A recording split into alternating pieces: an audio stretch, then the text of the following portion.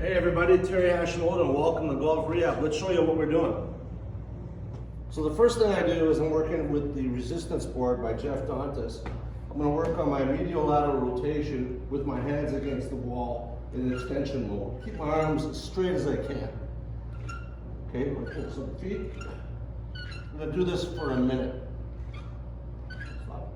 Now I'm going to work on flexion, putting my hands against the wall, arms as straight as I can. I'm going to keep 1 foot square on the resistance board and move the other foot out. I'm going to do this with both feet. Improving my range of motion in my toes, foot, and ankle. And I'm getting both my hand and foot range of motion workout prior to the full swing so that I can hit in the most effective manner possible. And also too, I have a lead arm issue where I can't keep my lead arm as straight as I used to, so I'm really working on extending my arms as I do this. You can really feel it. The arms quiver. It's a super way to gain extension in both the hands and the arms, and you're also increasing the ROM in your feet. I like to use a pair of shoes with soft uppers for this training exercise because it allows me to feel my foot move within the boot in a more effective manner. Now that's not the shoes that I use with my golf game. I use square shoes, of course, which are a much more stable platform. Now we know that the proper way to gain distance is to get pressure to the lead side early and have the strength and stability to keep it there. So I'm trying to keep the pressure on the inside of my lead foot, the longitudinal arch, and I want to be bending my knee a little bit here as I do this to simulate me pressing into the ground prior to launch.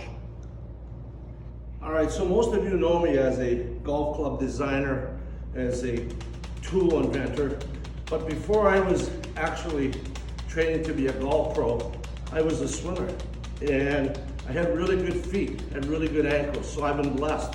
But as you get older, you lose the range of motion in your feet and your entire body. But this tool, called the Flex, on an incline up in dorsiflexion. Now I'm working with my swing balance multi-stick to generate vertical forces into the ground. It's very effective, and I'm using the highest angle that I can right here. In addition, I'm doing my core exercises. Now you can laugh all you want, but until you try this, we always end our sessions with our soccer players with about a minute of doing this. It's absolutely stellar on the court. I'm also going to work plantar, toes down, because at some point during the game, we have to learn how to break effectively, and that's what this is doing, and I'm looking at the court at the same time. Now, because I'm lazy, and I try to knock off many exercises at the same time, I'm now putting myself in plantar on my lead side, dorsey on my trail, and I'm simulating the rotation in my backswing on a horizontal plane. Not quite exactly like golf, but I'm working on trying to increase my ROM and my shoulders.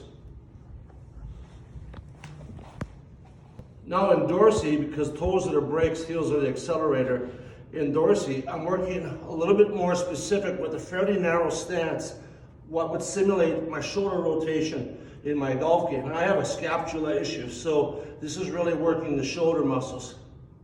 Plantar on my lead, dorsey on my trail, I'm working on my acceleration, deceleration drills, and I can really feel this. I love this drill. I didn't create it, but this is one of the best drills for acceleration, decelerations I've ever done.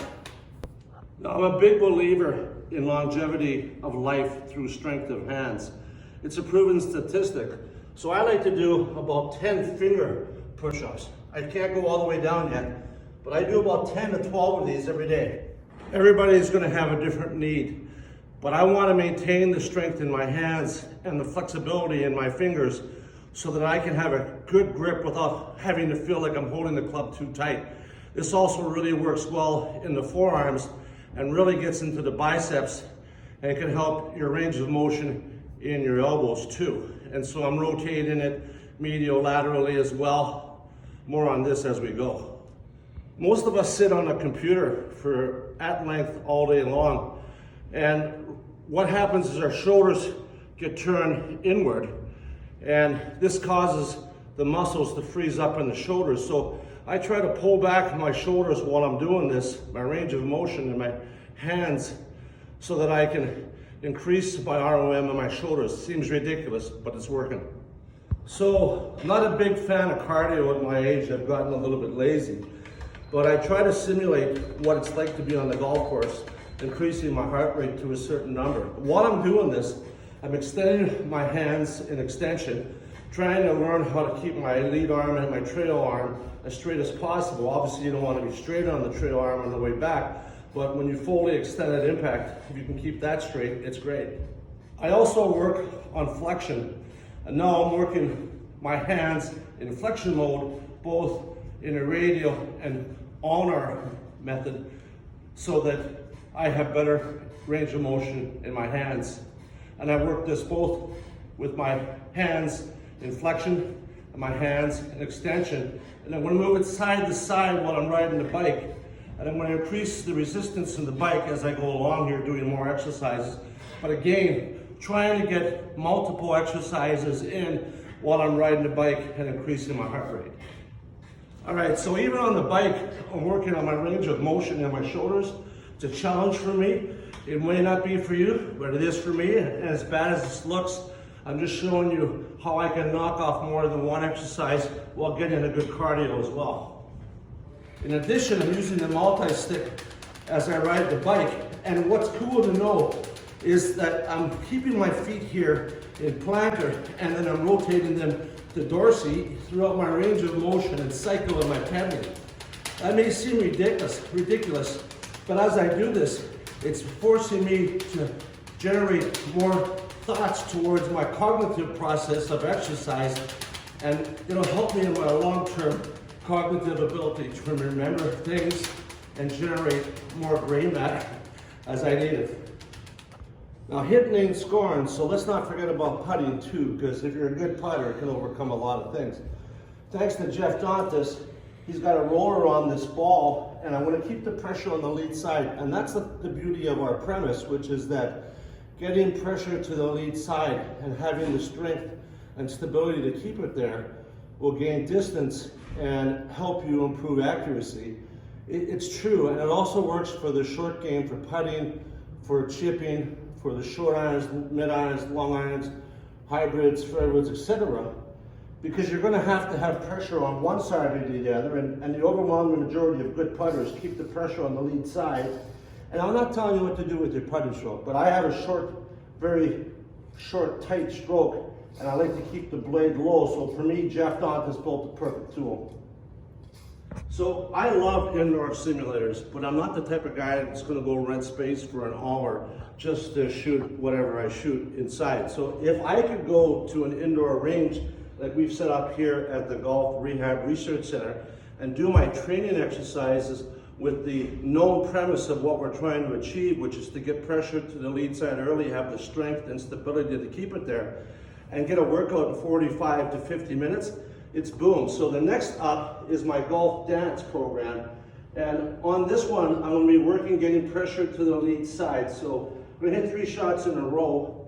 And by the way, I can mix it up. I like to start with my 7-iron or 8-iron, maybe go to a 6-iron, and then I'm going to go for a distance gain in my 5-iron after this. All right, so golf dance. This is my 7-iron. This is my first swing warming up. Getting pressure. Lead side. Boom. I'm going to do this 4 or 5 times. Now, just to work on my cognitive functions, I believe the #1 way to recover from a concussion is the proprioception from walking on uneven surfaces, and the last time I checked, that's called a golf course. But I'm going to work this golf dance method backwards, and I don't do this all the time, but I do it some of the times.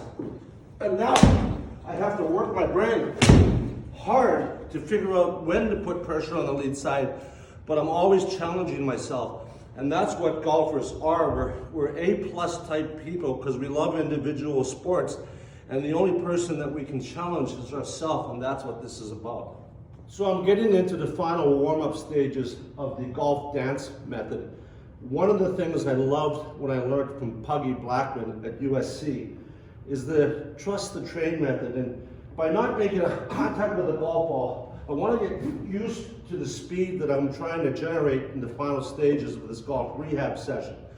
So you can take a light stick or turn the club upside down and try to feel what it's like to really rapidly accelerate through the ball. And this is my last set of 3. And this one now I'm generating, I'm gonna push as hard as I can onto that lead side.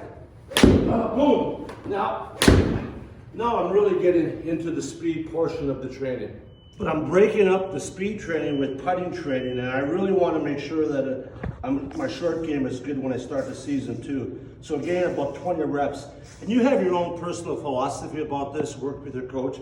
But I like a short, concise backswing with acceleration to the ball, and I like to keep the putter real low, which is why this Jeff Dantas 2 was so good for me. So now I've connected my launch monitor and I'm into my speed portion of my training at Golf Rehab Research Center.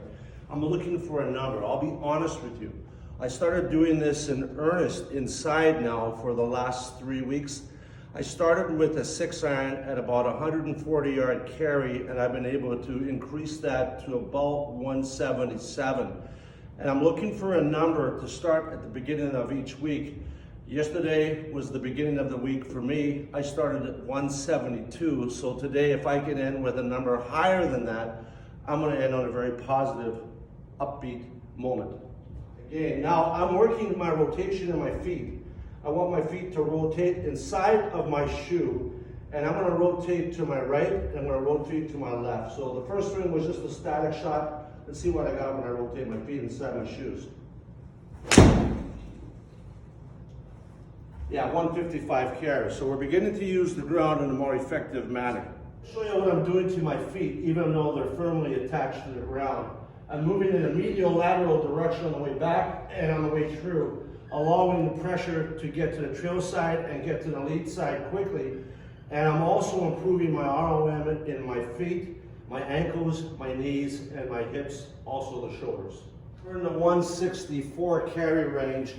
And now I'm getting competitive against myself. And this is how I'm using the Golf Rehab Research Center to develop proper ways to train for you so that when you go to the simulator, you're gonna be able to do it in a more effective manner. Now at this point, I'm gonna eject a few rotation exercises. And I'm working on extending the trail hip and pressing into the lead side and pressing down into the ball and toes of my lead foot. And I'm also getting my knees ready and warmed up for some really high velocity shots.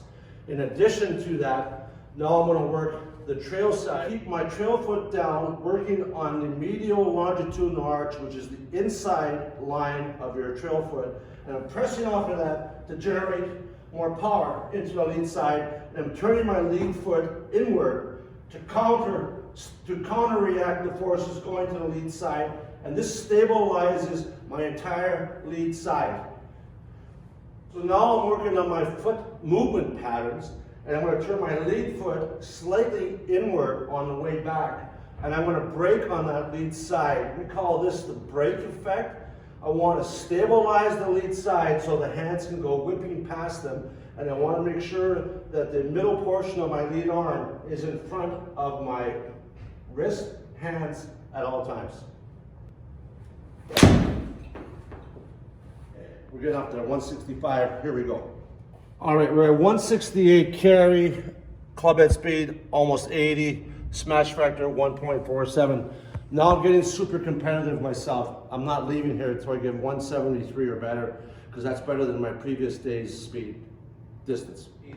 Now, not all of you have the privilege of having a body track, but when I get to my 170 speed, I'm going to record my data, my pressure data, on the body track so that I can refer to it and analyze to see what I'm doing better and more effectively with my trace to improve my overall performance.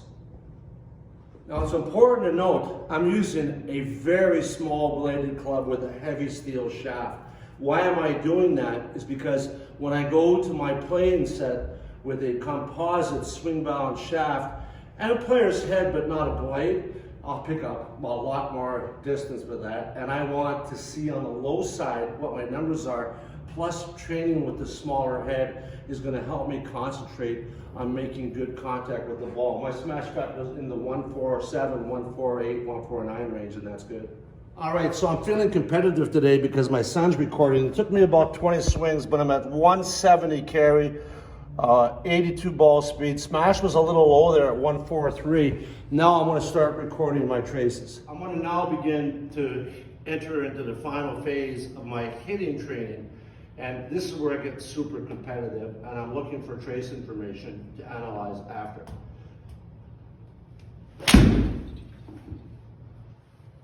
All right, 174.5 ball speed, club head speed 84, smash 1.43. I'm comfortable with that. I did better than yesterday. My target for the week is 178. I'm not quitting till I get to 185. I'm working towards that. Now this is how I'm going to end every session. All right, so what we got here is a fishhook trace with a little squirrel in it, but the flow of energy is excellent. I'm going to analyze that later, but high percentages of pressure on the lead side of the income. Hitting ain't scoring, so I end every session, I'm going to hit this ball right on that dot, and it might take me all day, but you know what, I got to rent more sin time if it does.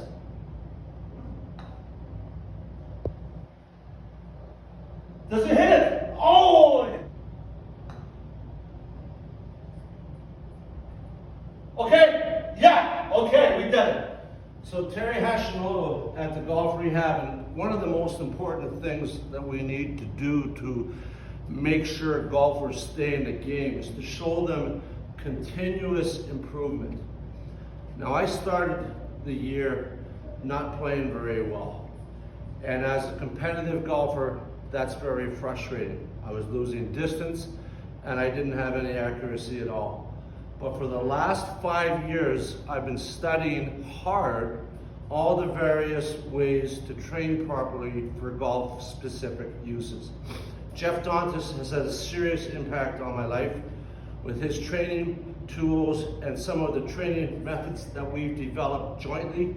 Golf Rehab is ready to go, but the most important thing, in my opinion, is trying to find new ways to make golf sustainable. And to be sustainable, you have to have constant improvement for sort of A-plus type personalities that golf seems to attract.